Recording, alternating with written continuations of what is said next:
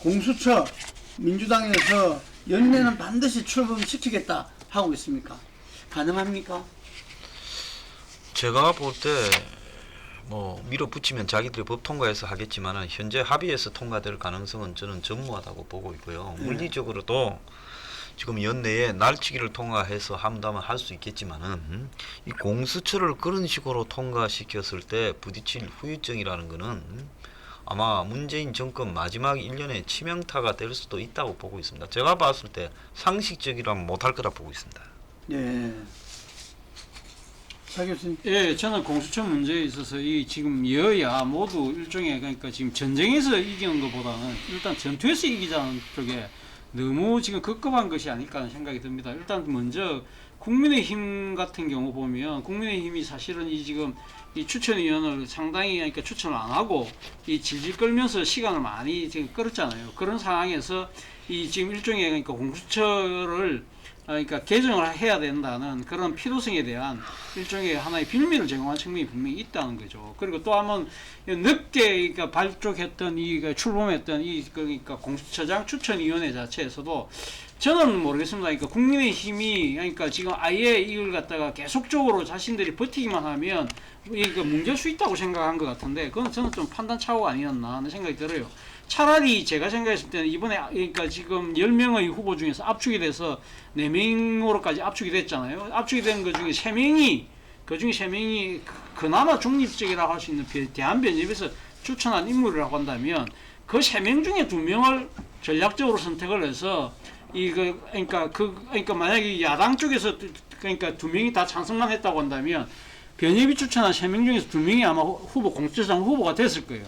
그러고 난 뒤에 그 다음에 상황을 본다고 한다면 과연 그러면 지금 이 변협에서 추천한 2사람 중에서 한 사람이 공수처장이 되었을 때 그 사람이 과연 가면 여권의 뜻대로 가면 움직일 것이냐 아니면 여권 뜻과 반대로 갈 것이냐 그건 아무도 알 수가 없다는 것이죠. 일종의 어떻게 보면 그런 상황이 만약에 이 지금 여권의 입맛대로 짝짝 움직여 간다면 봐라 이 공수처제가 일종의 정권의 도구 되는 거 아니냐 그렇게 나름대로 상당히 공격을 할 수 있는 측면이 있는 것이고 또 한편으로 만약에 새로 된 공수처장이 자기 나름대로의 판단과 신념을 갖고 공수처를 상당히 이 중립적으로 운영했을 경우에는 그건 아마 여권 내에 또 마찰음이 생겼을 거거든요. 그러면 어떻게 보면 국민의힘에서는 꼼놀이 패를 질 수 있는 패일 수도 있는데 모르겠습니다. 이 제가 지금 너무 나이브하게 이 상황을 보고 있는지는 모르겠지만 제가 생각했을 때는 지금 이렇게 그러니까 추천 이 자체를 무산시키는 쪽으로 갈 경우에는 결국은 지금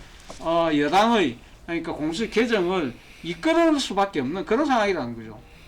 그런 측면에서 보면 저는 국민의힘이 이번에 좀 전략적으로 판단하는 것이 좀 좋지 않아 하는 생각이 들고 반대로 여당의 입장에서도 지금 가면 이번 연말까지 무조건 해야 된다.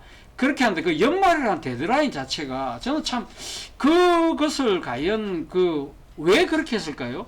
그거는 아마 제 생각에 집권층, 민주당의 전렬 집권층의 입장에서는 상당히 검찰개혁을 위해서라도 반드시 필요한 도구, 그러니까 이 하나의 기관이 공처라고 생각하기 때문에 이건 어떤 식으로든 연말에 끝을 내야 된다는 것이지만 다수의 국민은 이렇게 한 번도 제대로 시행하지 않은 공수처법을 바꾸는 부분에 있어서 과연 얼마만큼 찬성할 것이냐. 그렇게 해서 바꾸고 난 뒤에 국회가 그러니까 지금 야당의 비토권을 없애고 출범한 공수처가 만들어낸 공수처장이 소위 말해서 이 여권의 그러니까 생각과 비슷하게 갈 경우에 그 정치적 폭풍을 어떻게 감당할 것인가. 저는 이런 측면에서 보면 여야 모두 생각이 조금씩 짧은 것이 아닐까. 좀 더 멀리 보는 이 전쟁을 이기는 방법이 아니라 너무 눈앞에 있는 이 전투에 승리하는 데 집착하는 것이 아마 정치적인 결과를 상당히 아마 크게 제어되지 않을까 생각이 듭니다. 저는 뭐 비유가 좀 못합니다만은 97년도 상황이 자꾸 떠올라요.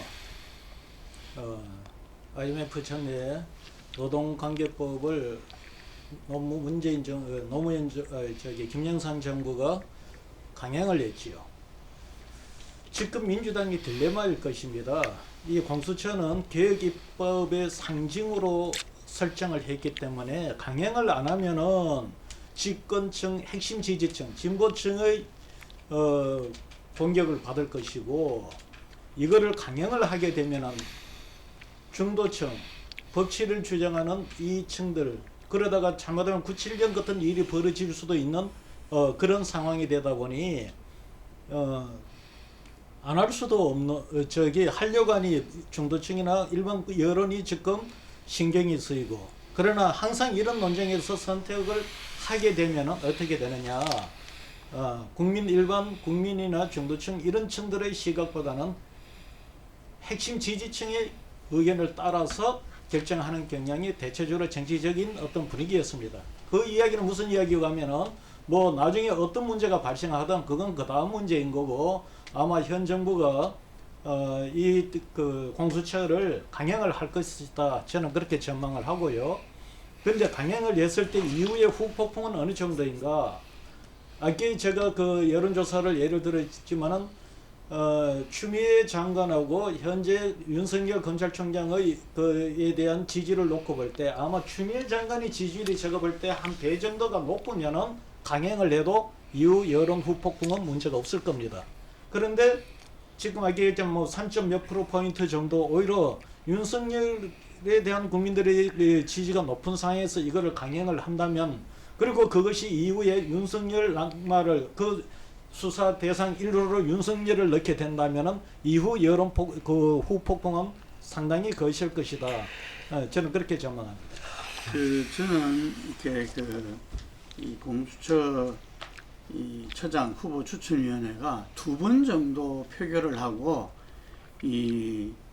뭐 몇만 번을 투표를 해도 결론이 날 수 없다. 이래서 그것을 갖다가 이 회의 자체를 갖다가 이렇게 무산하는 결정을 한 걸 보고 깜짝 놀랐어요.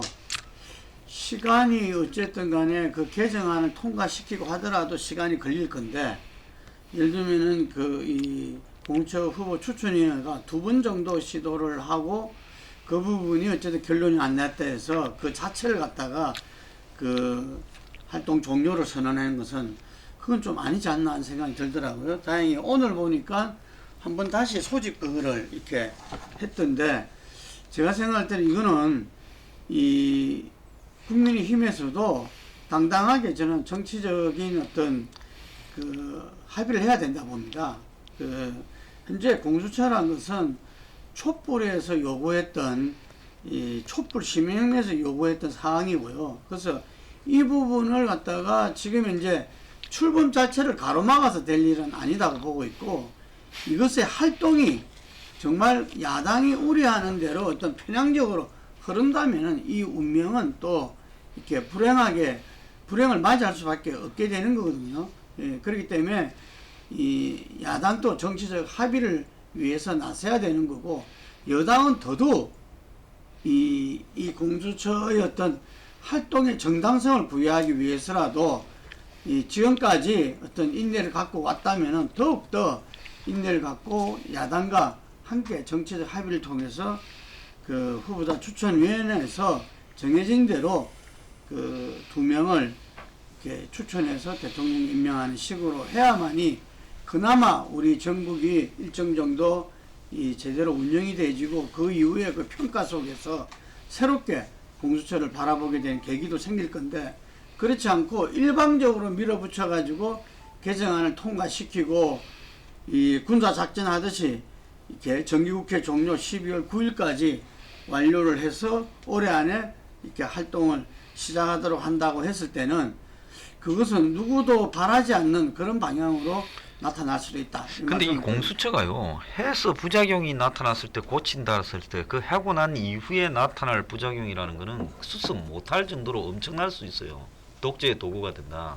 그렇기 때문에 제가 볼 때 하기 전에 짚을 건 다 짚고 가야 된다. 그래서 그 문제가 무슨 이 개혁의 일환으로 보이는 거는 다른 사람 입장에 봐서는 독재의 완성이라고 저는 개인적으로 그렇게 보고 있어요. 네. 그래서 뭐 원론적으로 민주주의에서 지금 이제 그 민주당이 이렇게 뭐 개정안을 갖다가 뭐 강행하겠다 이런 것도 의석수를 국민이 그렇게 줬기 때문에 그렇잖아요. 그게 또 민주주의의 어떤 그 원리라면 원리이기 때문에 저는 그 과정은 그대로 받아들여야 된다 이렇게 본다는 겁니다. 다음으로 넘어가서 중대재해기업처벌법, 이것도 지금 상당히 그 우리가 하는 공정경제 3법은 그 이제 그 국민의힘에서 지도부와 또 이렇게 일반 그 의원들 간의 인식의 차이가 있고 하는 분 반면에 중대재해기업처벌법 언론 보도만 따르면은 이낙연 대표와 그 김태년 원내대표, 한정현 정책위원장과도 조금 입장이 다르다 이런 걸 봤어요. 이 정의당이 발의한 거죠. 자, 근데 이게 중대재해 같은 경우에는 거기에 따르는 일종의 이 불이익만 주는 쪽으로 해도 충분할 것 같아요. 배상과 불이익. 그러니까 중대재해를 갖다가 이 눈에 띄게 일으키는 기업에 대해서는 뭐 맹감세나 R&D나 뭐 이런 부분에 대한 일종의 그 정부 지원 이런 부분들을 갖다가 통제한다든지 또 이 어떤 정부의 특혜나 뭐 이런 부분을 다 없애버린다든지 이런 정도로 경고만으로도 충분하지. 뭐 기업이 산업재해를 일으키는 부분에 대해서 부주의한 부분이 반복되는 기업은 뭐 그런 부분에서 경고를 할 필요도 있지만 지금도 부주의하게 산업재해가 반복되면 거기에 대해서 형사적인 처벌도 있거든요. 근데 이 부분을 갖다가 이제 중대재해 기업을 처벌한다라는 노동계의 의견이 일방적으로 반영된 부분은 이거는 제가 봤을 때 기업 활동을 위축시킬 수 있는 소지도 있기 때문에 이거는 이 조항이나 내용을 갖다가 이 조정을 해야지 지금 나와 있는 대로 이대로 가는 거는 좀 무리가 있다 이렇게 보고 있습니다. 네, 아마 그 부분이 이 사업주나 이렇게 그 경영자 관계 공무원에 대한 형사처벌과 징벌적 손해배상 그러니까요. 뭐 요 문제 때문이죠. 네. 우리 차 교수님. 오늘 이와 관련해서 상당히 윤석열 총장이 재미있는 이야기를 했습니다. 그러니까 이 뭐라고 이야기했냐면 검찰은 중대재해로부터 위협받는 국민의 생명권과 안전권을 절대적으로 보호해야 한다는 헌법상 기본권, 헌법 제34조 제6항이라고 부릅니다. 기본권이라는 인식을 가지고 가장 높은 수준의 대응을 하라고 이야기를 했거든요. 그럼 지금 그러니까 윤석열 총장은 오늘 지금 일선 검사들하고 이야기를 하면서 지금 이제 우리가 민생 문제에 대해서도 상당히 좀 신경 써야 되는 거 아니냐. 그런 이야기를 하면서 이야기를 했는데, 그럼 지금 검찰총장이 이 이야기대로 하면 현행법만으로도 충분하게 처벌이 가능하다는 이야기잖아요. 예, 없는 부분을 이야기한 건 아닐 거 아니에요. 그러니까 이걸 그러니까 좀 약간 이 법적으로 상당히 좀 어떻게 보면 이 지식이 약간 좀 적은 제 입장에서 본다고 한다면, 그럼 지금 현행법으로도 처벌이 가능하다는 이야기인데 굳이 그럼 이 법을 만들어야 될 필요가 있을까? 라는 생각이 든다는 거죠. 그래서 저는 오늘 왜 윤석열 총장이 이 이야기를 했을까? 이런 생각을 했는데 저는 두 가지 의미라고 봤거든요. 그러니까 윤석열 총장이 나름대로는 지금 사회의 뜨거운 현안인 이 부분에 대해서 자기 적극적인 발언을 하겠다는 이야기일 수도 있고요. 또 하나는 지금 현재 일종의 그러니까 민주당이 주도하고 있는 여러 가지 입법들에 대해서 과잉 입법 아니냐. 아마 그런 메시지도 좀 전달하고 싶었던 생각이 드는 것 같아요. 그런데 저는 모르겠습니다. 그러니까 지금 우리나라 이 지금 산업재해로 해서 사망하시는 분들이 연간 2,400명이라고 그럽니다. 하루로 따지면 7명이 이렇게 상당히 목숨을 버린다고 하는데요. 이렇다고 한다면 저는 뭔가 이 획기적인 뭐 하나의 전환점을 만들 필요가 있다. 이것이 그러니까 중대재해기업처벌법이라고 해서 그러니까 기업 대표들을 인신을 구속하고 처벌하는 쪽이 과연 옳은지 안 옳은지는 모르겠지만 최소한 그에 버금가는 그런 식으로 지금 그러니까 이 법은 만들 때 실질적으로는 그러니까 상당히 경고의 의미 쪽으로 가는 쪽으로 하고, 그리고 지금 기업에게 실질적으로 타격을 주는 거는 산업안전보건법입니까? 그걸 좀 강화하는 식으로 해서 두 개를 믹싱으로 해서 일단은 하나는 한번 장치는 하나 일단 제도는 하나 일단 만들어 놓은 것도 하나의 방법이지 않을까 생각이 들어요. 근데 저도 이 부분은 전문적인 걸 잘 몰라서 솔직히 저도 좀 판단이 잘 안 서네요. 그게 지금 민주당에서는 금방 말한 그런 조항을 넣은 산업안전보건법 개정안으로서 처리하자.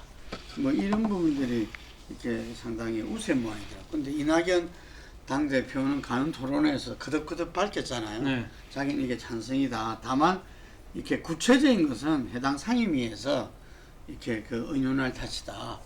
이렇게 이야기를 했죠. 뭐 중대재해 노동 관련 부분 제가 잘 검토를 안 돼 있는 부분을 제가 특별한 얘기 나왔습니다. 예예예. 자 그런데 그 김종인 위원장이 초당적 협력을 강조하셨어요. 예. 이전에 공정경제 3법과 마찬가지로 이렇게 지도부와 또 이렇게 이 국회의원들 간에 이견이 표출될 수도 있는 상황이잖아요. 네. 그거 어떻게 보십니까? 저는 솔직히 좀 모망이 좀 난 게 아닌가 생각합니다. 왜 그런가 하면 지금 굉장히 야당으로서 본질적인 문제에 대해서 여당이 초당적인 협력을 강조하면서 합의를 해서 어떤 문제를 처리하는 모습을 보이지 않고 힘의 우위를 밀어붙이고 있어요. 그런데 야당의 입장에서 본인의 생각이 경제민주화라 하더라도 지금 여권이 굉장히 이 노동계나 이런 쪽에 좀 과도하게 기울면 야당이 균형을 갖다가 만들어줘야지, 그런 부분에서 야당까지 그래버리고 나면 이 나라 정치가 어느 한 특정 집단의 이해관계로만 쏠려가는 건 아니지 않습니까? 그런데 이런 이야기까지, 초당적이라는 이야기까지 할 수 있는 것인가? 제가 봤을 때는 정치를 모르는 아마추어도 아닌데 저렇게 하니까 지금 당내에서도 나오고 여기저기 나오는 이야기가 도대체 저 사람은 또 언제까지 야당을 말아먹게 하려고 끌고 가는 의도적 주자인가? 황교안에 이어가지고 또 심어놓은 엑스맨이 아니냐, 이런 이야기까지 나오고 있어요.